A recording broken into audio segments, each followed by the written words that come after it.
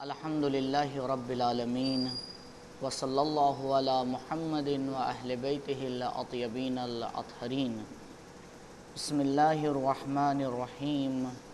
اللہم کل ولیک الحجۃ ابن الحسن صلواتک علیہ وعلی آبائہ فی ہذہ الساعۃ وفی کل ساعۃ ولیاً وحافظاً وقائداً وناصرا ودلیلا وعینا حتی تسکنہ ارضک طوعا وتمتعہ فیہا طویلا۔ اللہم صلی علی محمد وآل محمد وعجل فرجہ۔ تربیت اولاد کے حوالے سے یہاں تک ہماری گفتگو پہنچی تھی کہ روایات نے ولادت کے بعد اولاد کی زندگی کو 3 حصوں میں آ کے تقسیم کیا ہے، 7 سال، پھر 7 سال اور پھر 7 سال، کہ یہ 3-7 سال جو الگ الگ ہیں، اس میں تربیت کا انداز الگ ہوتا ہے اور جس طرح سے اولاد کو اپنے ساتھ لے کے چلنا ہے وہ طریقہ کار الگ ہوتا ہے۔ پہلے کے جو ابتدا کے جو شروع کے 7 سال ہیں وہ جس طرح سے روایات نے بیان کیا اور آپ کی خدمت میں عرض کیے گئے، ان 7 سال کے بارے میں روایات نے کہا تھا کہ بچہ ان 7 سال میں بادشاہ ہے۔ بچے کو ان 7 سال میں محبت کی ضرورت ہے، احترام اور اکرام کی ضرورت ہے، عدالت کی ضرورت ہے، اور جب وہ آ کے بچپنے میں کچھ ایسے کام کرے گا کہ جو ہمارے لیے سخت ہیں، جو ہمیں لگتا ہے کہ بھئی یہ عجیب اور غریب کام کر رہا ہے، تو اس کے مد مقابل ہمیں صبر کرنا پڑے گا۔ یہ 4 اصل تھے جو کل آپ کی خدمت میں بیان کیے گئے۔ یہ چاروں اصل البتہ بعد میں بھی کام آتے ہیں، لیکن یہ جو شروع کے 7 سال ہیں اس میں زیادہ کام آتے ہیں، کیونکہ اگر شروع کے 7 سال میں بچے نے آ کے محبت کا احساس نہیں کیا، احترام کا احساس نہیں کیا، اور جو وہ کارنامے انجام دے رہا ہے اس کے مد مقابل ہم نے آ کے صبر نہیں کیا، اور آ کے اس کو یہ احساس ہو گیا اگر کہ نہیں اونچ نیچ کا ماحول ہے گھر میں اور عدالت سے کام نہیں لیا جا رہا ہے، اس میں سے کوئی بھی ایک ایسی چیز اس کو بگاڑنے کے لیے کافی ہوتی ہے۔ اگلا جو 7 سال ہے اس میں روایات میں تعبیر کی گئی ہے کہ بچہ غلام ہے۔ کیوں یہ تعبیر کی گئی ہے روایات کے اندر، اس پہ غور کریں۔ بہت اہم تعبیر ہے کہ روایات نے آ کے اگلے 7 سال میں یہ تعبیر آ کے ہمارے سامنے رکھی ہے۔ ایک بار صلوات پڑھیے بر محمد و آل محمد۔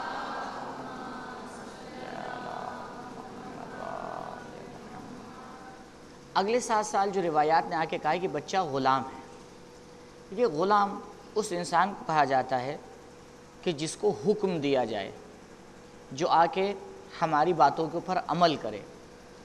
اب یہاں پر جب 7 سال بچے نے اپنی تمام انرجی باہر نکال لی، کھیل کود کا اس کے دوران تقریباً جو ہے وہ آخر تک پہنچ گئے، اب وہ اس مرحلے میں قدم رکھ رہا ہے کہ اب اس کے سانچے کو، اس کی زندگی کو ڈھالا جائے، بالکل ایک پیڑ کی طرح۔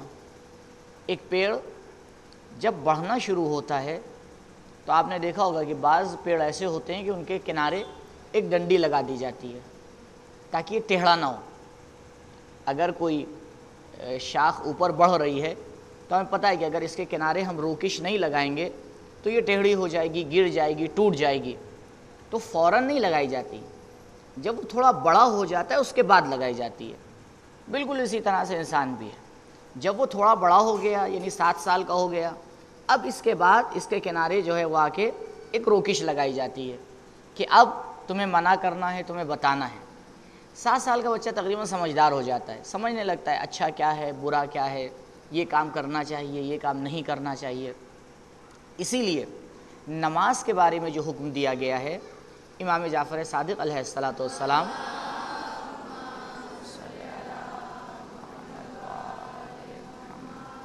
حضرت فرماتے ہیں اپنے بچوں کو مرو صبیانکم بالصلاۃ 7 سنین، تمہارے بچے جب 7 سال کے ہو جائیں تو ان کو نماز کا حکم دو، باقاعدہ ان سے کہو، ان پہ زبردستی کرو تاکہ وہ نماز پڑھیں۔ وَنَحْنُ، اور ہم اہل بیت اپنے بچوں کو جب 5 سال کے ہوتے ہیں تب کہتے ہیں، کیونکہ ہم میں اور تم میں فرق ہے۔ تو یہ جو 7 سال کی عمر شروع ہوتی ہے، اب یہاں پر ایک چیز کا بہت خیال رکھنا ہے، غور کریے اس کے اوپر، وہ یہ دیکھیے، ایک دم سے آ کے زندگی میں بدلاؤ نہیں لایا جا سکتا۔ یعنی یہ جو آ کے کہا گیا روایت میں کہ بچہ 7 سال تک کے بادشاہ ہے اور 7 سال تک غلام ہے، اس کا مطلب یہ نہیں کہ ہم بالکل آ کے خیال رکھیں ہاں آج اس کی ولادت کا دن ہے، یہ 7 سال پورے ہو گئے اب شروع، نہیں، یہ کوئی دیوار تو بنی ہوئی نہیں ہے کہ اس دیوار سے ادھر ہمارا برتاؤ کچھ ہو، اس دیوار سے ادھر ہمارا برتاؤ ایک دم سے 100% کیا ہو جائے، بدل جائے، بلکہ ہمیں دھیرے دھیرے اس کی طرف جانا ہوگا۔ یعنی 7 سال سے کچھ پہلے، مثال کے طور پر جب بچہ 6.5 سال کا ہو گیا ہے تب سے ہمیں دھیرے دھیرے 6 سال 6.5 سال کا ہو رہا ہے تب سے ہمیں شروع کرنا پڑے گا، چھوٹی چھوٹی سی باتوں سے اس سے کہلوانا، اس سے کروانا، اور پھر اس کو آ کے دھیرے دھیرے شدت دی جاتی ہے یہاں تک کہ وہ 7 سال اور 7 سال سے آگے بڑھ جائے، تب معاملہ آ کے سدھرتا ہے۔ لیکن اگر ہم نے آ کے ایک دم سے آ کے ٹرن لے لیا، یعنی ہم ابھی تک تو اس کو بادشاہ بنائے ہوئے تھے، سر پہ بیٹھائے ہوئے تھے، اب ایک دم سے جو ہے وہ 180 ڈگری ہم کیا ہو گئے، گھوم گئے، تو یہاں پر اس کو بھی خیال ہوتا ہے کہ بھیا یہ ایک دم سے ہوا کیا میرے گھر میں، کل تک تو میرے ساتھ یہ برتاؤ ہو رہا تھا، آج ایک دم سے یہ ہونے لگا۔ تو یہاں پر بہت حساس موڑ ہوتا ہے، بہت سمجھداری کا موڑ ہوتا ہے کہ جہاں سے ہمیں گزرنا ہوتا ہے۔ امر اور نہیں کا مطلب کیا ہے؟ یعنی یہ جو آ کے کہا گیا ہے کہ آپ اولاد سے کہیے یہ کرے یہ نہ کرے، اس کا مطلب یہ ہوتا ہے کہ اب ہم اولاد کو سمجھا کر اس سے بہت سے کام کروا سکتے ہیں، اس سے پہلے نہیں کروا سکتے تھے کیونکہ ابھی وہ بچپنے میں تھا، اب یہ بچپنے سے باہر نکل کے تھوڑا بڑا ہوا ہے، یہاں پر اس کی صلاحیت کے اعتبار سے اس کو کام دیے جاتے ہیں، اور ڈرنے کی بھی ضرورت نہیں ہے۔ کبھی کبھی جو ہے وہ ماں باپ ڈرتے ہیں، لیکن دونوں طرف سے معاشرے میں کبھی کوئی غلطی ہوتی ہے، کبھی چھوٹے بچے کو بڑا سمجھ لیا جاتا ہے اور کبھی بڑے بچے کو بھی چھوٹا سمجھا جاتا ہے۔ یعنی بچہ 10 سال 12 سال کا ہو چکا ہے، 14 سال کا ہو چکا ہے، وہ تو بات صحیح ہے کہ وہ بچہ اگر 50 سال کا بھی ہو جائے گا تو والدین کے لیے وہ بچہ ہی رہے گا، تو آپ کو اپنی بنسبت تھوڑی اس کو دیکھنا ہے کہ میرے لیے یہ بچہ ہے، نہیں، ابھی خود یہ کیا ہے، یہ بڑا ہو چکا ہے، یہ اب اپنا کام خود کر سکتا ہے۔ اگر آپ کر بھی سکتے ہیں تو مت کیجیے، اس کو عادت ہونے دیجیے کہ وہ اپنا کام خود سے کرے، اپنا سامان خود سے رکھے، اپنی ذمہ داریوں کو دھیرے دھیرے سنبھالنا شروع کرے، اس کو پتہ چلے کہ بھئی دنیا میں اچھا کیا ہے برا کیا ہے، تھوڑا سا اس کو فرصت دینا چاہیے۔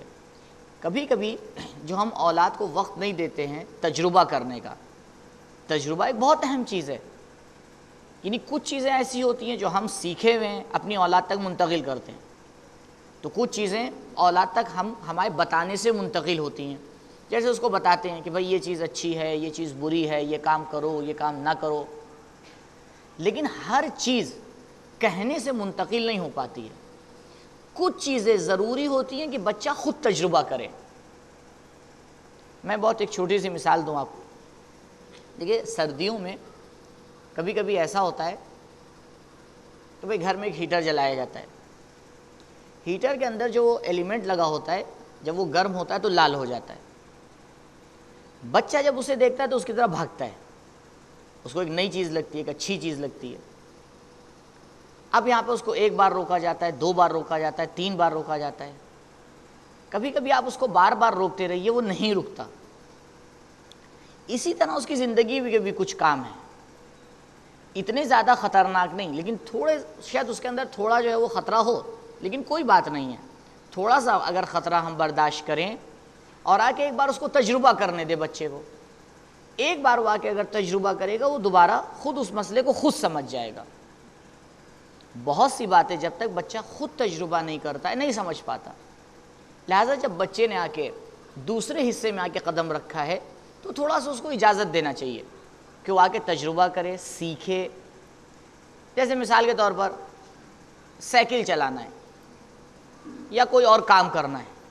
اب بعض والدین ہوتے ہیں ہمیشہ ڈرتے ہیں کہ نہیں، جہاں جاؤ گے میری آنکھوں کے سامنے رہنا، 1 منٹ کے اوپر ہٹنا نہیں، جو بھی کام کرنا وہ میرے سامنے کرنا، جو بھی کرنا وہ ایسے کرنا۔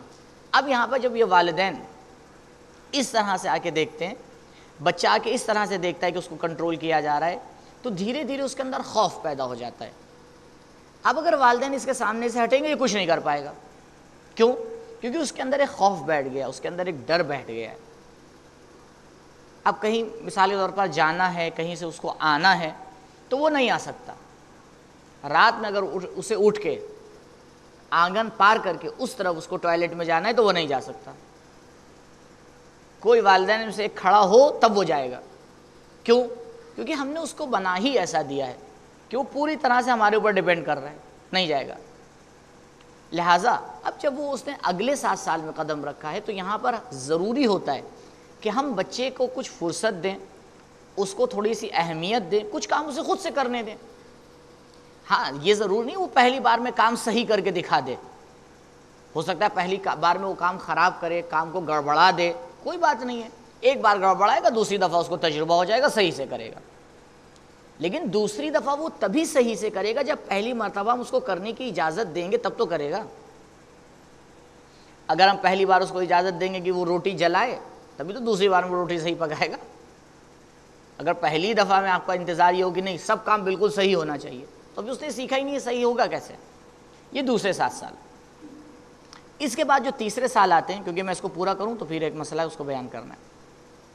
جو تیسرے 7 سال آتے ہیں اس میں روایات میں ملتا ہے کہ بچہ وزیر ہے۔ بچہ کیا ہے؟ وزیر ہے۔ وزیر کسے کہتے ہیں؟ سیدھا سیدھا روشن ہے، وزیر اس کو کہتے ہیں کہ جس سے کیا لیا جاتا ہے؟ مشورہ لیا جاتا ہے۔ یعنی اب یہ بچہ جب 14 سال کا ہو گیا، 15 سال کا ہو گیا، اب اس کے اندر اتنی صلاحیت ہو گئی ہے کہ اب ہمارے ساتھ شانہ سے شانہ ملا کے چلے، ہم گھر کے کاموں میں اس سے مشورہ لیں۔ کئی فیصد ہمارے پریوار ایسے ہیں جہاں پر گھر کے معاملات میں بچوں سے مشورہ لیا جاتا ہو؟ کئی فیصد ایسے ہیں؟ شاید ہی 1% ایسا ہو، کیونکہ یہ سمجھا ہی نہیں جاتا کہ اس کو بھی کچھ کہنے کا حق ہے، اس کو بھی ووٹ دینے کا حق ہے۔ دیکھیے، مشورہ لینا اور عمل کرنا یہ 2 الگ الگ چیزیں ہیں۔ یہ ایک غلط فہمی کا ہم لوگ شکار ہو جاتے ہیں کہ مشورہ لینے کا مطلب یہ ہے کہ ہم نے جس سے مشورہ لیا اس کے اوپر عمل کریں۔ ہاں، ہم تو ڈاکٹر بھی جو ہم سے کہتا ہے ہم 100% اس پہ عمل نہیں کرتے ہیں، تو مشورہ تو دور کی بات ہے۔ مشورہ لینے کا یہ مطلب نہیں ہے کہ 100% ہم اسی پر عمل کریں۔ یہاں جو مشورے کی بات کی جا رہی ہے اس کا مطلب یہ ہے کہ جب اولاد اس سن میں پہنچ گئی ہے کہ اس سے مشورہ لیا جائے، اس کا مطلب یہ کہ اس کی تربیت کرنا ہے، نہ کہ ہمیں اس کی بات پر عمل کرنا ہے۔ ہاں، اگر وہ 10 باتیں کہہ رہا ہے تو اس میں سے کسی ایک کے اوپر عمل بھی کیجیے جو صحیح ہے۔ مشورہ لینے سے بچے کی صلاحیت بڑھتی ہے، سماج میں اس کی ایک شخصیت بنتی ہے، اس کو بھی لگتا ہے ہاں میں بھی کچھ ہوں، میں بھی کچھ کام کر سکتا ہوں، میں بھی آگے بڑھ سکتا ہوں۔ آج ہمارے معاشرے میں مسجد میں اگر 20 بچے بیٹھے ہیں، آپ ان میں سے کسی ایک سے کہیے بیٹا اقامت کہہ دیجئے، نہیں کہے گا وہ۔ ایک ہی 2 بچے ایسے ہوں گے کہ جو اقامت کہہ رہے ہیں۔ کیوں؟ کیونکہ اس کے اندر خوف بیٹھا ہوا ہے۔ قرآن پڑھنا آتا ہے، مکتب گیا ہے، سیکھا ہے، آتا ہے۔ ابھی اس سے مثال کے طور پر یہاں پہ مولانا فقیہ صاحب نہیں ہے، مذہب بیٹھا ہوا ہے بچہ، آپ نے اس سے کہا کہ بیٹا جا کے سورہ حمد پڑھ دیجئے، 4 آدمی لاد کے لے کے آئیں گے تب بھی نہیں پڑھے گا وہ۔ کیوں؟ کیونکہ اس کے اندر ایک خوف بیٹھا ہوا ہے، ہم نے اس کو آگے بڑھنے کی اجازت ہی نہیں دی ہے۔ سب سے بڑا مسئلہ جو انسان کا پرسنل مسئلہ ہوتا ہے ہمارے معاشرے میں، وہاں تو مشورہ نہیں کیا جاتا۔ کون سا مسئلہ؟ شادی کا مسئلہ۔ جو سب سے پرسنل مسئلہ ہے وہاں مشورہ نہیں کیا جاتا ہے، خصوصاً لڑکیوں کے حوالے سے۔ یعنی دیکھیے افراط تفرید نہیں ہونا چاہیے، وہ بات بالکل صحیح ہے کہ والدین کا تجربہ زیادہ ہے، والدین کو پتہ ہے کہ بھئی ہاں اگر فلاں لڑکے سے شادی ہوگی تو کیا ہوگا آئندہ، انہیں تجربہ ہے، لیکن اس کا یہ بھی مطلب نہیں ہے کہ معاملہ ایک طرفہ کر دیا جائے کہ لڑکی اور لڑکے کو کوئی حق ہی نہیں ہے۔ اب حتیٰ بعض اوقات میں نے لڑکوں سے یہاں پوچھا، مثال کے طور پر میں تجربے کے لیے لڑکے سے پوچھا، 20 سال 22 سال کا لڑکا ہے، میں نے اس سے پوچھا کہ بھائی کیسی لڑکی سے شادی کرنا چاہتے ہو؟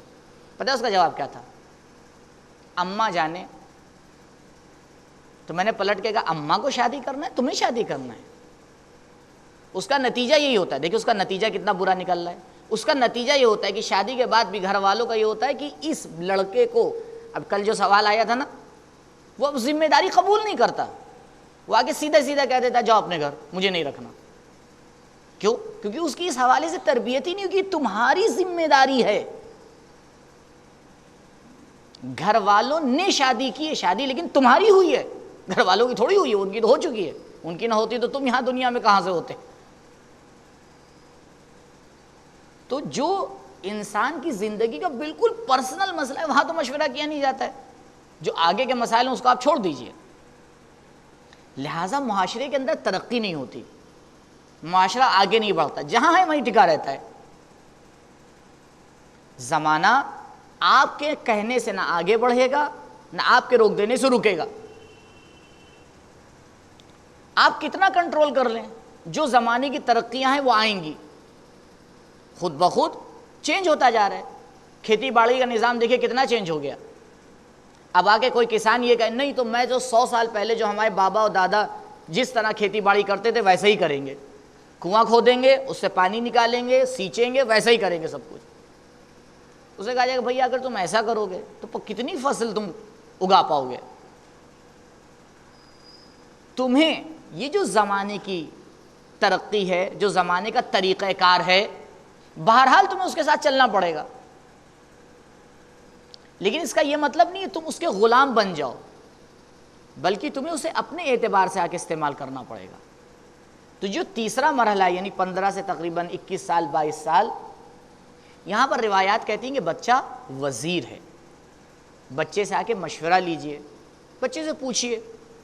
مثال کے طور پر گھر پر کوئی مہمان آ رہا ہے، اب ایک بار اس سے سوال کیا جائے کہ بیٹا فلاں صاحب آ رہے ہیں، کیا پکے گا، کیا بنایا جائے، کسے بلایا جائے، کسے نہ بلایا جائے، گھر کے اندر کوئی محفل ہے، کوئی مجلس ہے، اسے کچھ ذمہ داریاں دیجئے کہ بھئی فلاں فلاں کو دعوت دینا تمہاری ذمہ داری ہے، اور چھوڑ دیجئے اس کام کو اس کے اوپر، تاکہ وہ کرے اور کر کے نتیجہ آپ کے سامنے پیش کرے کہ یہ ہوا۔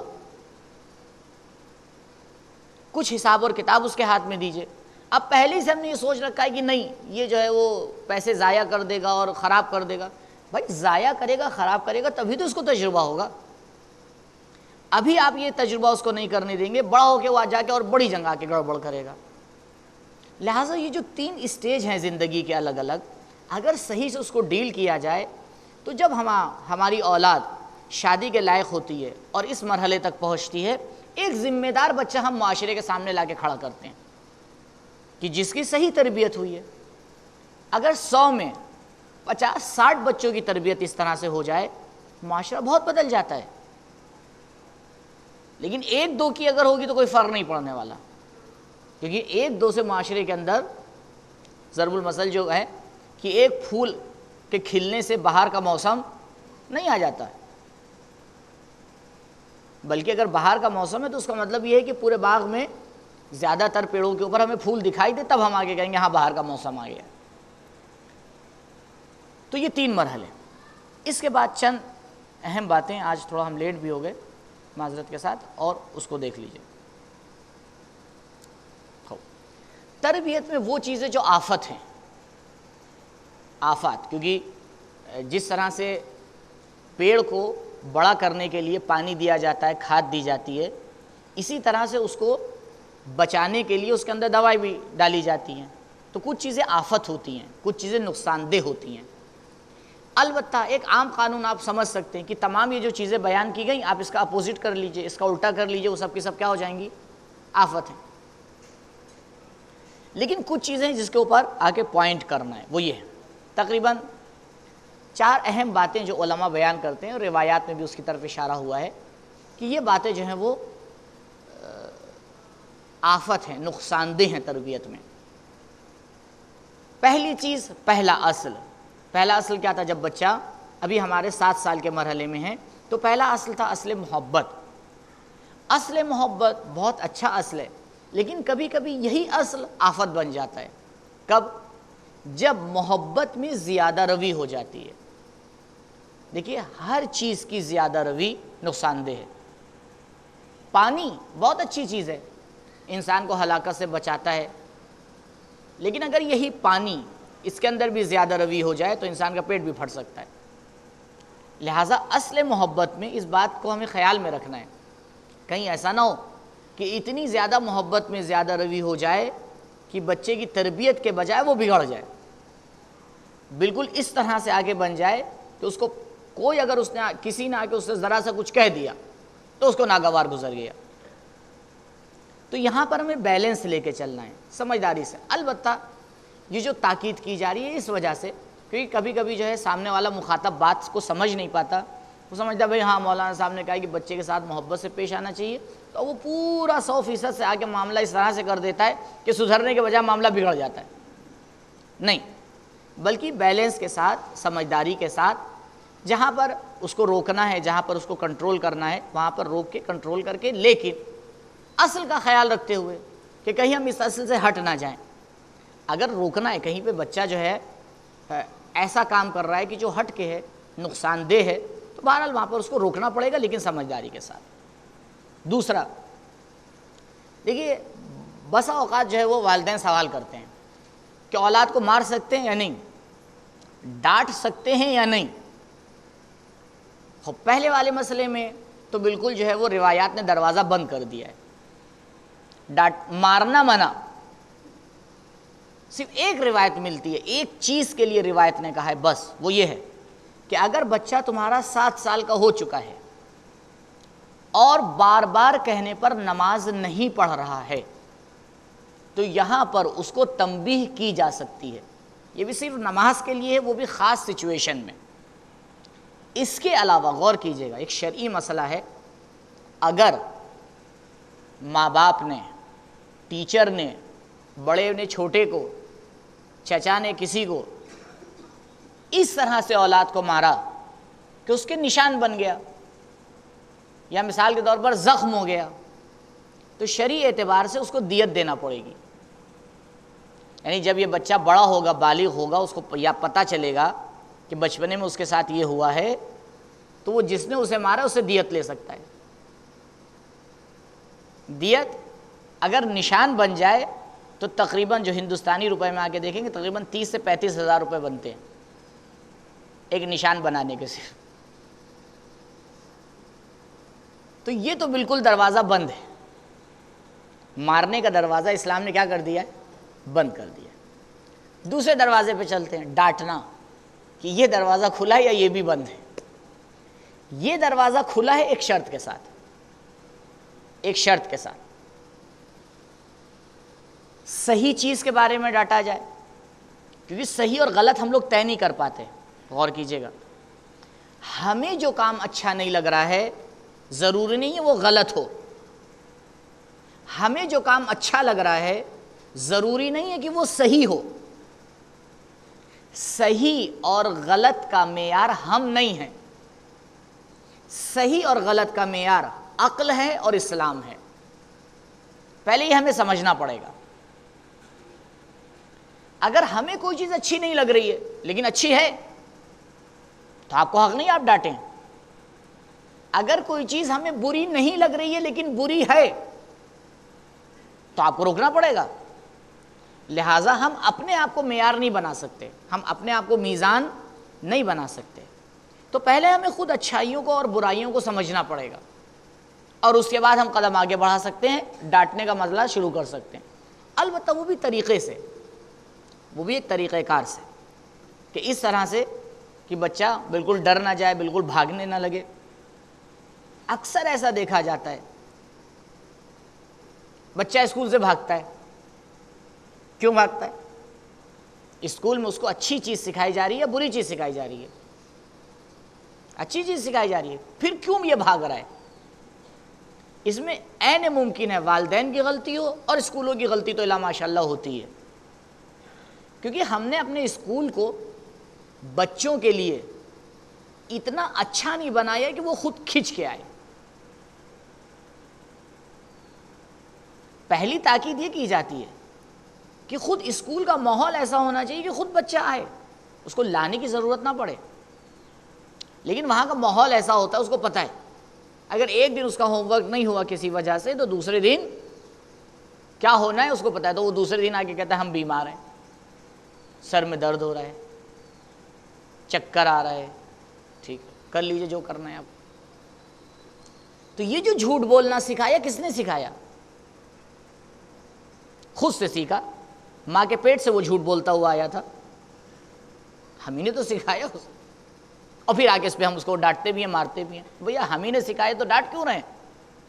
کیوں آپ نے ایسا ماحول ہی اس کے لیے پیش کر دیا کہ وہ جھوٹ بولنے پہ مجبور ہو جائے؟ اب بچپنے میں یہ چھوٹا جھوٹ بولتا ہے، بڑے ہو کے یہ بڑا جھوٹ بولتا ہے، ابھی آگے کہتا ہے سر میں درد ہو رہا ہے، جب بڑا ہو جاتا ہے تو پتہ نہیں کیا کیا آگے بولتا ہے۔ تو شروعات تو یہیں سے ہوئی ہے نا، لیکن اگر بچپنے میں آ کے اس کو یہ سمجھایا جائے۔ دیکھیے ایک اہم پوائنٹ پیچھے یعنی رہ گیا، اس کو میں یہاں پہ بتا دوں معذرت کے ساتھ۔ کچھ الفاظ ہماری ڈکشنری میں، اس کو یہیں پہ آپ ایڈ کر سکتے ہیں، یعنی آفات میں اس کو بھی ایڈ کر لیجئے۔ کچھ الفاظ ایسے ہیں ہمیں کنٹرول کرنا چاہیے، مت بولیں بچے کے سامنے، ابھی جو چھوٹا ہے 5 6 7 8 سال کا بچہ ہے اس کے سامنے مت بولیں۔ ہم آگے بچے سے کہتے ہیں بیٹا جھوٹ مت بولو، کہتے ہیں اس سے یا نہیں کہتے؟ یہ جملہ غلط ہے۔ جب آپ اس سے کہیں گے جھوٹ مت بولو تو آپ سے پوچھے گا جھوٹ کیا ہوتا ہے، اس کو تو نہیں پتا نا جھوٹ کسے کہتے ہیں، 4 سال کا بچہ اسے نہیں پتا جھوٹ کسے کہتے ہیں۔ اب آگے معنی پوچھے گا جھوٹ کسے کہتے ہیں، اب آپ کو اس کو جھوٹ کا معنی سمجھانا پڑے گا، تو خود بخود آپ نے غلط معنی اس کو سمجھایا، ایک برا ورڈ اس کو سمجھا دیا۔ اگر اسی جملے کو ہم اس طرح سے آ کے کہیں بیٹا سچ بولو، بات وہی ہے لیکن بہت فرق ہے، اس کے بجائے کہ ہم بار بار اس کو ٹوکیں یہ نہ کرو یہ نہ کرو یہ نہ کرو، اسی کو آپ بدل دیجئے، اس سے کہیے یہ کرو۔ کچھ الفاظ کچھ جملے ہمارے ایسے ہوتے ہیں جو خود بخود نگیٹو ہیں، ہو نہیں سکتا، کر نہیں سکتے، یہ ایسے جملے ہیں جو خود بخود تربیت کے اندر اثر انداز ہوتے ہیں۔ نہ صرف بچہ بلکہ آپس میں بھی جو ہم بات چیت کرتے ہیں اس بات کا خیال نہیں رکھتے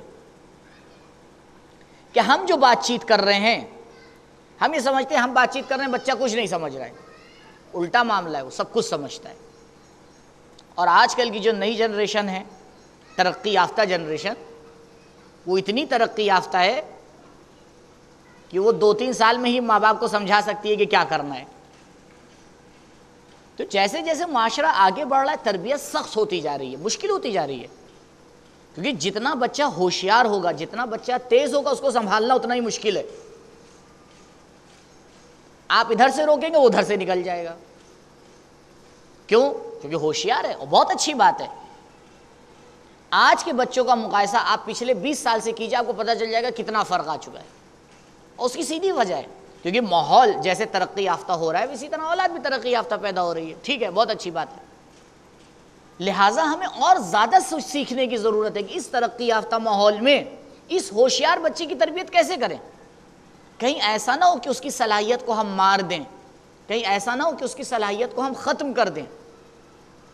اس کی صلاحیت کو ہمیں تربیت کرنا ہے، اس کو سمجھانا ہے۔ بالکل ویسے ہی اگر ایک طاقتور انسان ہے اور ہمیں یہ لگ رہا ہے کہ یہ طاقتور انسان اگر حملہ کرے گا تو کسی کو مار ڈالے گا، تو اس کا مطلب یہ نہیں ہے کہ آپ اس طاقتور انسان کو کمزور بنا دیجئے، نہیں، یہ طریقہ غلط ہے، بلکہ آپ اس طاقتور انسان کی تربیت کیجئے تاکہ وہ اپنے طاقت کا صحیح استعمال کرے۔ بھئی اگر ہمارے گھر میں ایک چھری ہے اور بہت تیز ہے اور ہمیں ڈر ہے کہ یہ بچہ اٹھائے گا اپنے زخم کر لے گا، تو ہم کبھی آ کے اس چھری کی دھار کو ختم تو نہیں کرتے یا کرتے ہیں؟ کہ چھری اٹھائی اس کو پتھر پہ مار کے اس کی دھار کو ختم کر دیا کہ بچہ اپنے آپ کو زخمی کر لے گا. کیا کرتے ہیں؟ یا بچے کو سکھاتے ہیں کہ اس چھری کا استعمال کیسے کرے, یا چھری کو اس کے ہاتھ سے دور کر دیتے ہیں, چھری کی دھار نہیں ختم کرتے. لہٰذا اگر بچہ ہوشیار ہے, بچہ تیز ہے, بہت اچھی بات ہے, ہمیں اس کی صلاحیت کو تربیت کرنے کی ضرورت ہے, نہ کہ ہم آ کے اس کو ختم کریں, بار بار ٹوکیں, بار بار کہیں. لہٰذا کچھ الفاظ جو ہم لوگ استعمال کرتے ہیں وہ الفاظ ہی غلط تربیت کا سبب بن جاتے ہیں. اب مثال کے طور پر بچہ رات میں کہیں نکلا, ڈر گیا, 8 سال کا 9 سال کا بچہ ڈر گیا, والدین تو والدین ہیں. اب کسی نے آ کے کہا بھائی ذرا فلاں جگہ بھیج دی, ارے نہیں بہت ڈرتا ہے یہ بیچارہ. خوب تو خود بخود آپ اس کو ڈرپوک بنا رہے ہیں, یعنی خود بخود آپ اس کے ذہن کے اندر یہ ڈال رہے ہیں کہ وہ کیا ہے, ڈرتا ہے. نہیں بھی ڈرتا ہوگا وہ ڈرنے لگے گا. تو کچھ الفاظ جو ہم معاشرے میں استعمال کر رہے ہیں اس پہ ہمیں کنٹرول کرنا پڑے گا. ہر لفظ کا ایک نگیٹو ہوتا ہے, پازیٹیو ہوتا ہے. اسکول میں بتایا جاتا ہے کہ یہ ہے, اس کا الٹا یہ ہے, اس کا اپوزٹ یہ ہے, سچ کا اپوزٹ جھوٹ, اونچے کا نیچا, دائیں کا بائیں. وہ کیوں سکھایا جاتا ہے؟ یہ اس لیے سکھایا جاتا ہے کہ اس میں ایک طرف جو الفاظ ہوتے ہیں وہ صحیح ہوتے ہیں, اس کا الٹا جو ہوتا ہے وہ غلط اور نامناسب ہوتا ہے. تو ان الفاظ کو ہم بات چیت میں استعمال کریں جو صحیح ہیں, ان الفاظ کو استعمال نہ کریں کہ جو غلط ہے. معنی ایک ہی ہوگا, بات آپ ایک ہی کہہ رہے ہیں بچے سے, بات چینج نہیں ہوئی ہے, بات ایک ہی ہے, بس انداز الگ ہے, الفاظ الگ ہیں, طریقہ الگ ہے. تربیت ایسے ہی ہوتی ہے. تو ڈانٹنے کے حوالے سے یہ کہ بہت غور کر کے اس طرح سے. ایک مسئلہ اور, ڈانٹنے کے حوالے سے ایک مسئلے کے اوپر جو دھیان دینا ہے وہ یہ, کبھی بھی اولاد کو کسی دوسرے کے سامنے مت ڈانٹیے. اور اتفاق سے ہمارے کیا اس کا الٹا ہوتا ہے. مثال دی تھی نا, اگر پڑوسی کے بچے سے لڑائی ہو گئی اور بچہ روتا ہوا آیا تو واجب سمجھا جاتا ہے کہ پڑوسی کے سامنے ڈانٹا جائے, تاکہ پڑوسی کے دل کو بھی ٹھنڈک ملے کہ ہاں میرے بچے کو اس نے مارا تھا تو ڈانٹ پڑی. پڑوسی کے دل کو ٹھنڈک مل گئی, آپ کے بچے کی تربیت غلط ہو گئی, وہ کل اسی کام کو ڈبل کرے گا. اگر ڈانٹنا بھی ہے تو اکیلے میں, اگر ڈانٹنا بھی ہے, اگر کچھ سمجھانا بھی ہے, کیونکہ بچے کی ایک شخصیت ہوتی ہے, بچے کا ایک احترام ہوتا ہے. اگر کسی کے سامنے آپ نے اس کو ڈانٹا, کل وہ اس کے سامنے نہیں کھڑا ہو سکتا, جائے گا ہی نہیں. کچھ لوگ ہوتے ہیں گھر میں, ان کو بالکل گھر کا سردار سمجھا جاتا ہے, کوئی ان کے سامنے کچھ بول نہیں سکتا. ہر گھر میں ایک آدمی ایسا ہوتا ہے تقریباً. اب وہ دادا ہیں, نانا ہیں, یا کوئی بہت بڑے ہیں, عمر رسیدہ ہیں, ان کا پورا کنٹرول ہوتا ہے, ان کے سامنے جو سب کی جان نکلتی ہے, کوئی کچھ نہیں بول سکتا. کیوں؟ کیونکہ ماحول اس طرح سے بنا ہوا ہے. اب یہاں پر اگر ان سے کچھ کہنا بھی ہے, کچھ مشورہ بھی دینا ہے, کوئی بات بھی کرنا ہے, تو کسی کا جو ہے وہ اتنا اس کے اندر جو ہے وہ طاقت نہیں ہوگی کہ وہ جا کے کہہ دے. ڈانٹنے کے حوالے سے ایک پوائنٹ آگے بڑھیے کیونکہ مجھے بات پوری کرنا. ایک اہم نقصان دہ چیز غصے کی حالت میں تربیت کرنا, یہ بہت نقصان دہ. جب بھی انسان کو غصہ آئے, والدین کو غصہ آئے, اور غصے کی حالت میں بچے کے لیے کوئی فیصلہ لینا ہے, آپ کو اپنے آپ کو کنٹرول کیجیے, کوئی فیصلہ مت لیجیے. 90% 99% غصے کی حالت میں لیا گیا فیصلہ غلط ہوتا ہے, کیونکہ غصے کی حالت میں آپ کا کنٹرول آپ کے ہاتھ میں نہیں ہے, شیطان کے ہاتھ میں ہے. شیطان کوئی آپ کا رشتہ دار تو ہے نہیں کہ آپ کو صحیح مشورہ دے, اس نے تو قسم کھا رکھی ہے بہکانے کے لیے. تو جو بھی کہے گا, جو بھی مشورہ وہ دے گا, وہ غلط ہی ہوگا. لہٰذا غصے میں اٹھائے گئے قدم ہمیشہ بعد میں پچھتانے کا سبب بنتے ہیں. انسان پچھتاتا ہے, کاش یہ نہ کیا ہوتا, اے کاش یہ بات نہ کہی ہوتی. کبھی کبھی ایک جملہ ہوتا ہے پوری عمر تک انسان کو آگے برباد کر دیتا ہے, ایک جملہ. کیوں؟ کیونکہ غصے کی حالت میں کہا گیا ہے. غصے کی حالت میں تربیت بہت خطرناک ہوتی ہے, کہ غصے کی حالت میں ہم آگے کوئی فیصلہ لے لے بچے کے لیے, باہر نکل جاؤ, اندر مت آنا, شاید یہی کہ باہر نکل جاؤ، اندر مت آنا، ہمیشہ کے لیے آپ کی اولاد کو آپ سے دور کر دے، وہ کبھی آپ کے پاس آئے ہی نہ۔ اس پہ بہت کنٹرول کرنے کی ضرورت، کیونکہ ذرا سی بات پہ غصہ آ جاتا ہے، خصوصاً وہ گھر جہاں پہ ماحول بہت زیادہ آپ کے ہاتھ میں نہیں ہے، آپ کی مرضی کے خلاف جا رہا ہے وہاں کا ماحول، کیونکہ تربیت اولاد میں بہرحال گھر کا ماحول بہت زیادہ دخالت رکھتا ہے۔ اگر ایک انسان آ کے کوشش کرتا ہے اس کو بدلے تو نہیں بدل سکتا، یہ تو بالکل 2-2-4 والی بات ہے۔ اگر ایک گھر میں 10 آدمی رہ رہے ہیں اور ایک اس میں ماں ہے جو اپنی اولاد کی صحیح تربیت کرنا چاہ رہی ہے اور باقی 9 اس کا ساتھ نہیں دے رہے ہیں، تو واقعاً یہ نہیں کر سکتی کام، تھوڑا بہت کام کر سکتی کیونکہ وہ باقی 9 اس کے ساتھ نہیں دے رہے ہیں۔ اب اس گھر کا ماحول ہی الگ جا رہا ہے۔ اب مثال کے طور پر وہ ماں یہ چاہتی ہے کہ بھائی سب صبح اٹھے نماز پڑھیں تو میرا بچہ بھی ان کے ساتھ نماز پڑھے، کوئی اٹھ ہی نہیں رہا ہے۔ اب وہ ماں یہ چاہ رہی ہے کہ بھائی گھر میں لڑائی نہ ہو، لڑائی ہوگی بچہ سیکھے گا۔ ماں یہ چاہ رہی ہے کہ گھر میں جھوٹ نہ بولا جائے، بچہ سیکھے گا۔ وہ اکیلی کہاں تک کنٹرول کر سکتی ہے؟ بہت سی جگہ پہ بہت سی چیزیں آپ کے ہاتھ میں ہیں ہی نہیں، بہت سی چیزیں آپ کے گھر کے ماحول کے ہاتھ میں، بہت سی چیزیں آپ کے معاشرے کے ہاتھ میں۔ جب تک وہ چیزیں نہیں سدھرتی ہیں، وہ ماحول نہیں آتا ہے، تب تک کہ وہ تربیت نہیں ہو پاتی۔ تو اب یہاں پر لامحالہ والدین کو غصہ آ ہی جاتا ہے۔ اب غصہ آیا، اب غصے میں آ کے انہوں نے کوئی فیصلہ لے لیا، فیصلہ تو لے لیا لیکن بعد میں سمجھ میں آتا ہے کہ اس کا نتیجہ کتنا برا نکلتا ہے۔ 5ویں چیز جو تربیت کے اندر آ کے آفت بن جاتی ہے اور تربیت کو آ کے خراب کر دیتی ہے، جو چیز آفت بنتی ہے، ایک آخری چیز، وہ یہ ہے بار بار ٹوکنا۔ ٹوکنا اچھا ہے، تکرار، ایک چیز کی تکرار اچھی ہے، لیکن بار بار بچے کو ضدی بنا دیتی ہے۔ مولانا صاحب بچہ بہت ضد کرتا ہے، کوئی تعویذ لکھ دیجئے۔ کیا تعویذ لکھیں بھائی؟ تعویذ یہی ہے کہ جو گڑبڑ ہوئی اس کو جس راستے سے ہوئی اس طرح سے سدھارا جائے۔ دعاؤں کا فارمولہ بھی کہیں کام کرتا ہے، ایسا تو ہے نہیں کہ آپ دعا پڑھ دیں پتھر سونا بن جائے، ایسی تو ہمیں نہیں ملی آج تک کہ دعا، اگر آپ میں سے کسی کو ملے تو مجھے بھی دے دیجیے گا انشاءاللہ۔ تو ہمیں نہیں ملی ہے فی الحال ایسی دعا کہ پتھر پہ پڑھیں اور وہ سونا بن جائے، ایسا نہیں ہوتا۔ بہت سی جو مشکلات ہمارے فیملی کی ہوتی ہیں، معاشرے کی ہوتی ہیں، وہ خود ہماری بنائی ہوئی ہوتی ہیں، وہاں پر اس کو بیٹھ کے حل کرنا پڑتا ہے، بیٹھ کے بات کرنا پڑتی ہے، بیٹھ کے سالو کرنا پڑتا ہے۔ ہاں جہاں مسئلہ بالکل اٹک جائے وہاں پہ ہاں بالکل ٹھیک ہے، آپ دعا کا سہارا لیجئے۔ جہاں پہ آپ کو لگے نیچرل طریقے سے مسئلہ حل نہیں ہو رہا ہے، جہاں نیچرل طریقے سے حل نہیں ہو رہا ہے وہاں پہ ان نیچرل طریقے کا سہارا لیا جاتا ہے، وہاں پہ دوسری چیزوں کا سہارا لیا جاتا ہے۔ لیکن پہلے نیچرل طریقے کو آپ استعمال تو کریے، اس کو آ کے آزمائیے تو پھر دیکھیے آگے۔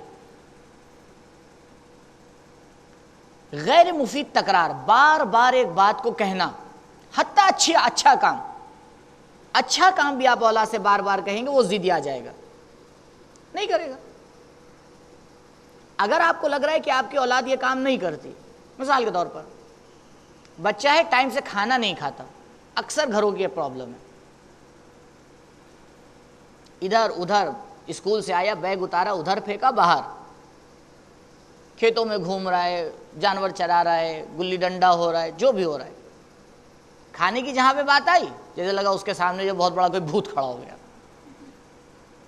آئے گا ایسے ایسے بھاگا کچن میں گیا، کچھ کھولا، کھایا پیا، پانی پیا، نکل لیا، تو بھی اس کا ایک نظام بن گیا۔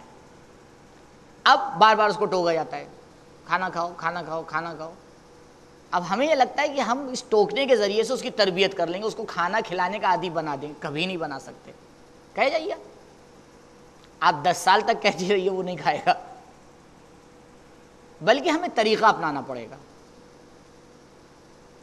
ہمارے گھر میں اگر کچھ ایسی چیزیں موجود ہیں کچن میں جو وقتی طور پر اس کی بھوک کو مٹا سکتی ہیں، آپ اس کو ہٹائیے کچن سے،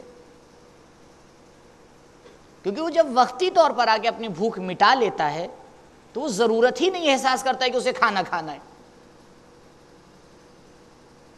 اب جب یہ چیز موجود نہیں ہوگی دھیرے دھیرے اس کی سمجھ میں آئے گا، انسان ہے بہرحال بھوک تو لگے گی، جب بھوک لگے گی تو شریفوں کی طرح آ کے دسترخوان پہ بیٹھے گا۔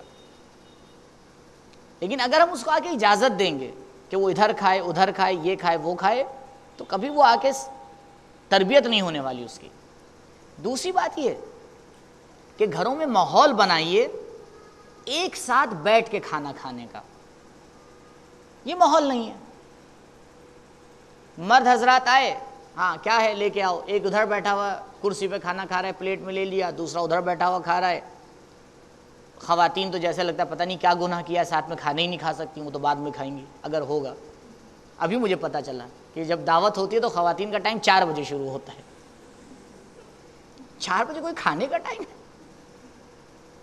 نہیں، یہ ساری چیزیں مجھے غور کرنا پڑتی ہیں تاکہ دیکھوں یہاں علاج کیسے کیا جائے۔ 4 بجے کون سا کھانے کا ٹائم ہے بتائیے؟ ہم نے آپ نے ماحول بنا رکھا ہے، وہی ہوتا ہی ہے۔ تو بھائی پہلے یہ ماحول بنائیے، اس کو صحیح کریے۔ ایک گھر پہ ایک دسترخوان پر اگر 10 لوگ بیٹھ کے کھانا کھاتے ہیں، آپس میں محبت بڑھتی ہے، آپس میں سمجھ میں آتا ہے کہ بھائی ہاں یہ وہ کھا رہے ہیں، کیسے کھایا جاتا ہے، آداب دسترخوان بچے کو سکھائے جاتے ہیں، بچہ مؤدب ہوتا ہے، تربیت کے ساتھ بڑھتا ہے۔ اب اگر آپ اس کو کہیں مہمان لے کے جانے تو بہرحال وہ دسترخوان پہ بیٹھ کے کھائے گا، مہمان تھوڑی کہے گا کہ بچے کو الگ ہٹا دو۔ اگر اس نے گھر میں یہ نہیں سیکھا ہے دسترخوان پہ بیٹھ کے کھانا، تو مہمان کے سامنے کیسے کھا سکتا ہے؟ وہ کہیں دوسری جگہ جائے گا تو کیا کرے گا؟ پھر آپ کو لگے گا میری عجب، میرے بچے نے جو ہے میری بے ادبی کر دی، اور جو ہے فلاں کر دیا اور یہ کر دیا، اور جو ہے سب سے پہلے مرغے کی ٹانگ اپنی پلیٹ میں نکال لی، ہائے ویلا ہو گیا۔ اگر ہم نے سکھایا ہوتا تو یہ نہ کرتا۔ خیر، وہ غیر مفید تکرار سے بات یہاں پہ نکل آئی، کیونکہ باتیں ہر ایک تو بیان کرنا بھی ایک مشکلات میں سے، لیجئے 10 ہو گئے۔ غیر مفید تکراری جو ہم تکرار کرتے ہیں بار بار، دیکھیے غور کریے، اب اس کا علاج کیا ہے؟ کیونکہ کچھ چیزیں ایسے ہی ہمیں بچے سے کہنا ہے، بار بار کہنا ہے، اس کے علاوہ ہمارے پاس کوئی راستہ ہی نہیں ہے۔ بار بار اس سے کہنا ہے، اتنا کہنا ہے کہ وہ عمل کرنا شروع کر دے۔ دوسری طرف سے روکا بھی جا رہا ہے کہ بھائی ایک بات کو بار بار مت کہیے۔ تو یہاں پہ راستہ کیا ہے؟ راستہ یہ بار بار کہیے، لیکن انداز بدل دیجئے، انداز بدل دیجئے۔ جیسے ایک بار آپ کہیے، ایک بار اس کے باپ سے کہیے، وہ کہے۔ اگر اس کا کوئی بڑا بھائی ہے، ایک بار اس سے کہیے، وہ کہے۔ کبھی مثلا مسکرا کے، خوشی سے، محبت سے کہیے، ایک مرتبہ ذرا غصے سے، تھوڑا سا ڈانٹ کے۔ انداز بدلیے، بات ایک ہی ہو لیکن طریقہ الگ الگ ہو۔ جب ایک ہی چیز کو کئی طریقے سے کہا جاتا ہے تو وہ بہرحال اس کا کچھ نہ کچھ اثر ہو ہی جاتا ہے۔ انسان ہے، پتھر تو ہے نہیں، پتھر کے اوپر بھی نشان بن جاتا ہے، یہ تو انسان ہے۔ لیکن طریقہ ہمیں آگے دیکھنا پڑے گا، سمجھنا پڑے گا۔ اگر بار بار ہم ڈانٹ کا سہارا لیں گے، بار بار محبت کا سہارا لیں گے، بار بار بڑوں کا سہارا لیں گے، تو یہ قانون ایک دن فیل ہو جائے گا۔ کیوں؟ کیونکہ دھیرے دھیرے اس کو عادت ہو جائے گی۔ شروع میں بچے کو ڈانٹیے، اس کے لیے بہت خطرناک ہوتا ہے، بہت سخت ہوتا ہے، لیکن دھیرے دھیرے دھیرے دھیرے ہم اس کو اس لیول پہ لا کے کھڑا کر دیتے ہیں کہ اگر ماں اس کو دوڑاتی ہوئی پڑوسی کے گھر تک بھی لے جائے تو اس کے اوپر کوئی اثر نہیں پڑتا۔ ٹھیک؟ کیوں؟ کیونکہ اس کی عادت بن گئی۔ بھائی میں اگر ابھی روٹی پکانے چلوں تو میرا ہاتھ جل جائے گا، جیسے ہی توے پہ لگے گا جلے گا، خدا نہ کرے وہ دن آئے۔ لیکن آپ لوگ پکائیں، کچھ نہیں ہوتا، عادت ہو گئی ہے نا۔ اس گرم توے پہ آپ کا ہاتھ لگتا ہے، گرم روٹی آپ اٹھائیں گی لیکن ہاتھ نہیں جلے گا کیونکہ عادت ہو گئی۔ تو دھیرے دھیرے گرمی کی بھی عادت ہو جاتی ہے، دھیرے دھیرے اولاد کو ڈانٹ کھانے کی بھی عادت ہو جاتی ہے۔ اب ڈانٹ کھانا اس کے لیے بالکل نیچرل ہو جاتا ہے، جیسے کچھ ہوا ہی نہیں۔ ڈانٹتے رہیے، اس کے جو ہے وہ کچھ اس کے اوپر اثر نہیں ہوگا کیونکہ اس کی عادت بنا دی، اتنا تکرار کیا ہے اس کو ہم نے کہ اس کی عادت بنا دی ہے۔ دیکھیے بہترین تربیت ہی ہے جو بہت مشکل کام ہے، شاید 100 میں ایک کوئی کر پاتا ہے۔ بہترین تربیت ہی ہے کہ ہم اپنی اولاد کی عادت بنائیں کہ وہ کسی چیز کی عادت نہ بنائے۔ اولاد کی عادت بنائیں کہ وہ کسی چیز کی عادت نہ بنائے۔ کسی چیز کی عادت بنا دینا بہت نقصان دہ ہے، کیونکہ اگر کسی موڑ پر اس کو وہ عادت چھوڑنا پڑے گی تو بہت مشکل ہو جائے گا۔ حتیٰ نماز اول وقت، نماز اول وقت عادت نہیں ہونا چاہیے کہ اگر کسی وقت اس کو اول وقت نہ پڑھنا پڑے تو اس کے لیے مصیبت ہو جائے۔ بہت سے لوگ ہوتے ہیں نہیں سمجھ پاتے ہیں. گھر پہ کوئی بیمار ہے, گھر پہ کسی کو علاج کے لیے لے جانا ہے, اب اس کی عادت ہوگی ہے نماز اول وقت پڑھنا ہے. وہ کہتا ہے پہلے میں نماز پڑھ لوں اس کے بعد تمہیں لے کے جاؤں گا, چاہے اتنی دیر میں بیچارہ مر کیوں نہ جائے. اور اگر کہیں پر اس نے یہ اپنی عادت چھوڑ دی اور اس بیمار کو لے گیا تو بار بار اس کو ذہن میں آئے گا میں یہ کیا ہو گیا, آج تو نماز ہی نہیں ہوئی. نہیں, اگر نماز اول وقت ایسا ہی ہوتی تو پروردگار واجب کر دیتا. کیوں واجب نہیں کی ہے اس نے اسی لیے واجب نہیں کی ہے تاکہ تم اپنی صلاحیت کے اعتبار سے آ کے اس کو انجام دو.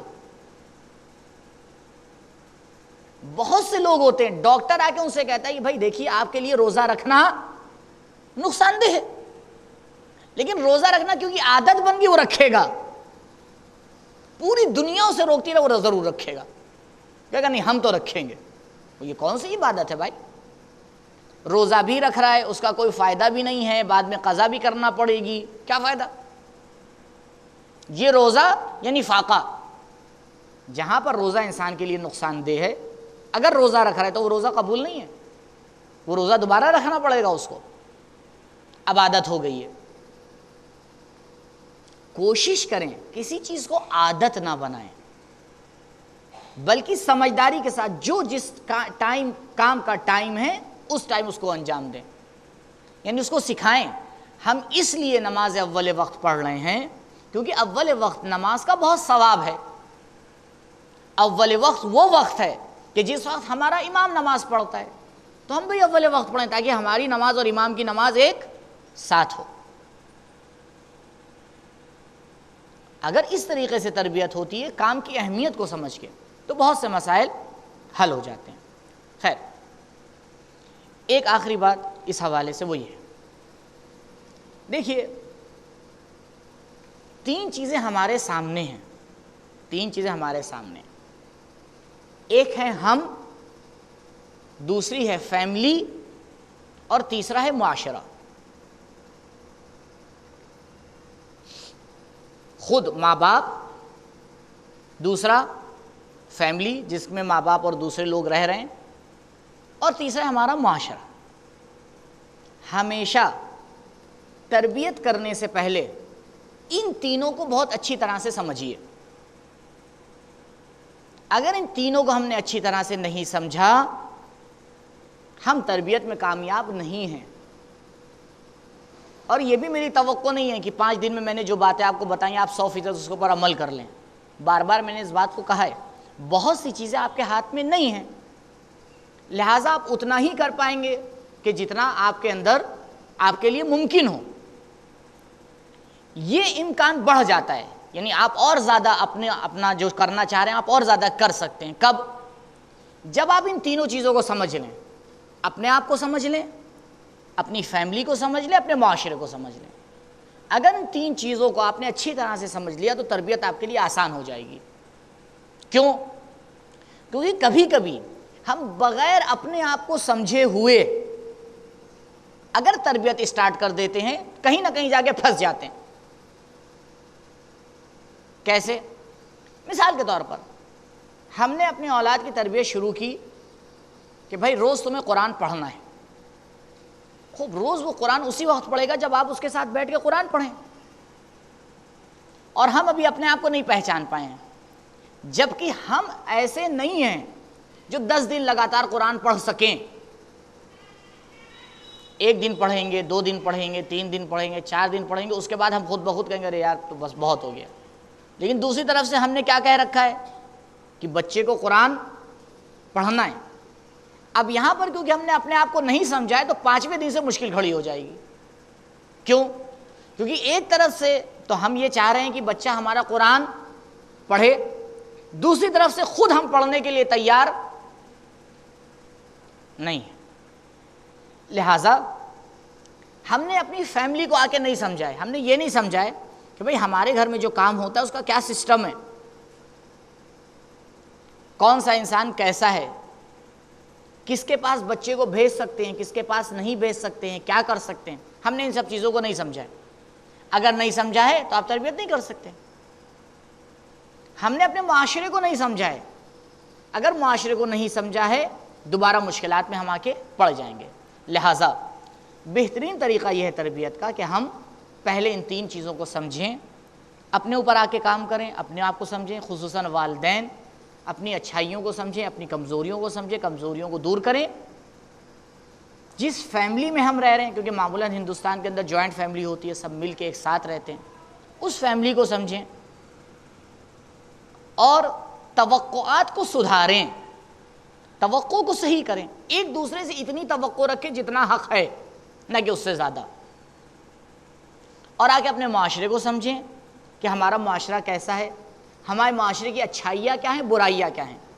100% فیصلہ نہ لے لیا کریے کہ معاشرہ بالکل ہی برا ہے، کچھ نہیں ہو سکتا مولانا صاحب، اتنا برا معاشرہ ہے کہ کیا بتائیں، سر نہیں اٹھا سکتے۔ ایسا نہیں ہے، الحمدللہ ہمارے معاشرے میں بہت سی اچھائیاں ہیں، ایک بہت لمبی فہرست ہے ہمارے معاشرے کی اچھائیوں کی، اور البتہ ایسا بھی نہیں ہے کہ ہر چیز اچھی ہے۔ تو ایک سائیڈ آ کے فیصلہ نہ لیں، نہ کہ یہ فیصلہ لے لیں کہ ہر چیز صحیح ہے، نہ یہ فیصلہ لے لیں ہر چیز غلط ہے، بلکہ سمجھیں، غور کریں کون سی چیز اچھی ہے اور کون سی چیز بری ہے۔ اچھائیوں میں اپنی اولاد کو بھیجیں۔ ہمارے معاشرے کے اندر ماحول ہے، مسجد کا ماحول ہے، امام بارگاہ کا ماحول ہے، بڑوں کا ماحول ہے، بزرگوں کا ماحول ہے، یہ بہت اچھی چیز ہے ہمارے معاشرے کی۔ اولاد کو زیادہ سے زیادہ کوشش کرے کہ ایسے ماحول میں جائے، مسجد میں جائے، مجلس میں جائے، بیٹھے۔ آپ نے یہ روایت سنی ہے نا، امام حسین علیہ السلام